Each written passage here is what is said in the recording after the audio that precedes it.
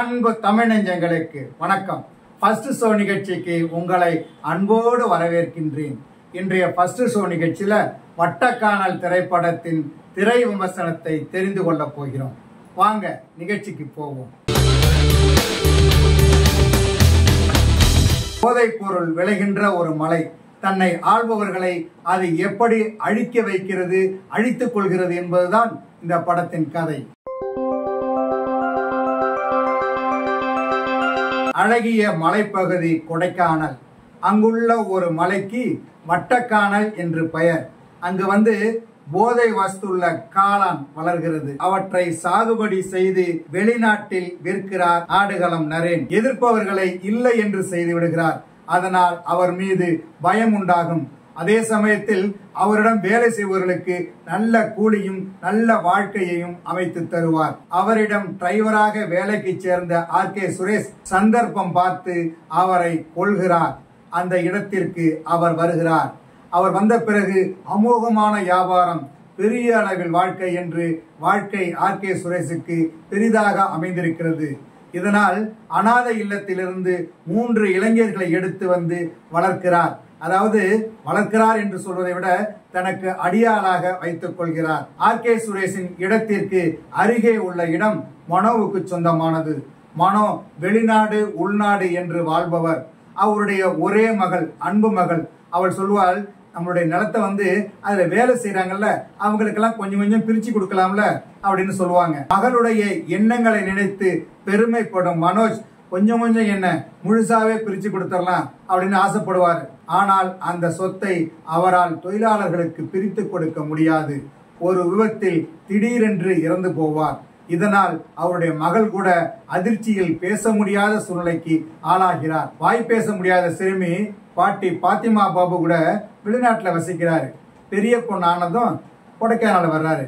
கொடைக்கானலுக்கு வந்ததும் அவருக்கு ஒரே ஆசை, தங்களுடைய சொத்தை அப்பா நினைச்ச மாதிரி தான் நினைச்ச மாதிரி எல்லாருக்கும் பிரிச்சு கொடுக்கணும் அப்படின்னு அதுக்கான வேலைகளை இறங்குவாரு. நாயகி மீனாட்சியை பார்த்ததும் ஆர்.கே. சுரேஷின் வளர்ப்பு மகன்களில் ஒருவரான துருவனுக்கு பிடித்து போகிறது. அவரை விரும்புகிறார். சந்தர்ப்பம் பார்த்து தனது காதலை சொல்கிறார். நாயகி மீனாட்சி கோவிந்தராஜன் தங்களது நிலத்தை, அதாவது நிலத்துல பாடுபட்டாங்க இல்லையா, அவங்களுக்கு எல்லாம் பிரிச்சு கொடுக்க போறாரு.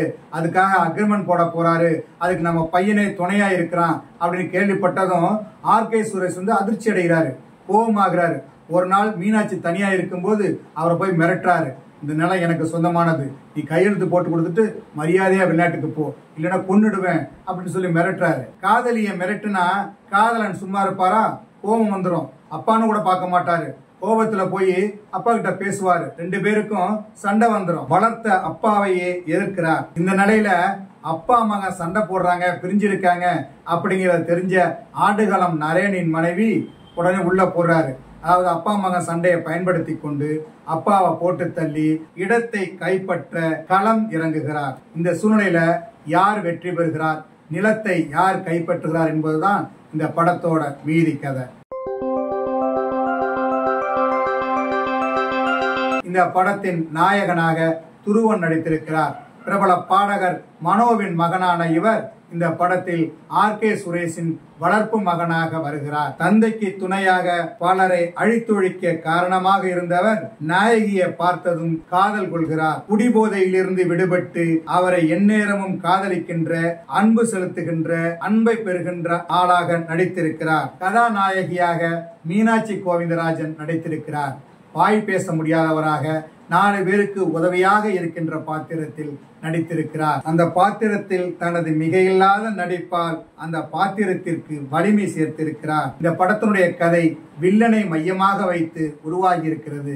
அந்த வில்லன் கதாபாத்திரத்தில் ஆர்.கே. சுரேஷ் நடித்திருக்கிறார். வாழ்க்கை ஒரு முறை தான் நல்ல வாய்ப்பை ஏற்படுத்தி தரும். அந்த வாய்ப்பை பயன்படுத்தி கொண்டு மேல போகணும்.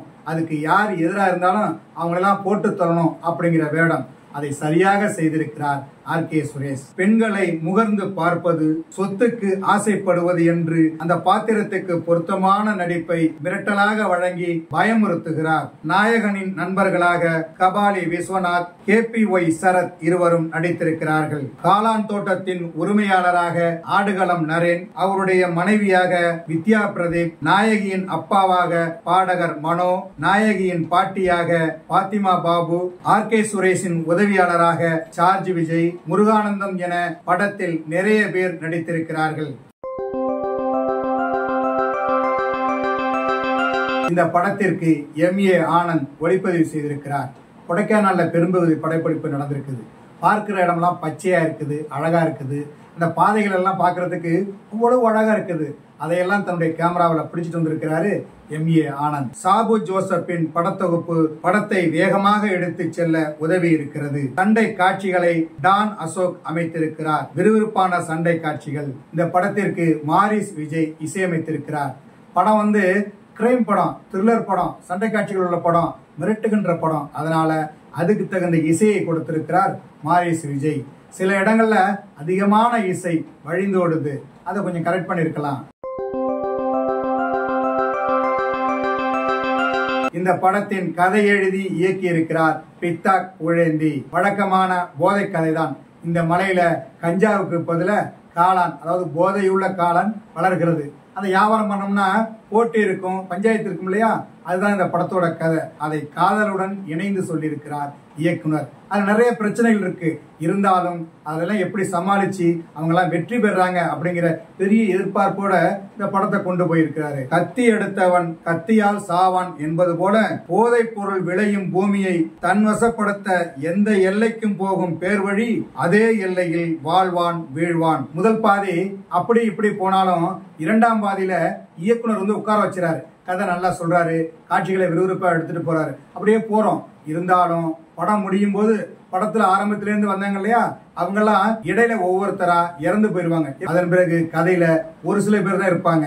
இந்த படம் புதுசா இல்லைன்னாலும் பழசா இருந்தாலும் என்டர்டைன்மெண்டா இருக்குது. என்ன நேயர்களே, வட்டக்கானல் திரைப்படத்தின் திரை விமர்சனத்தை தெரிந்து கொண்டீர்களா?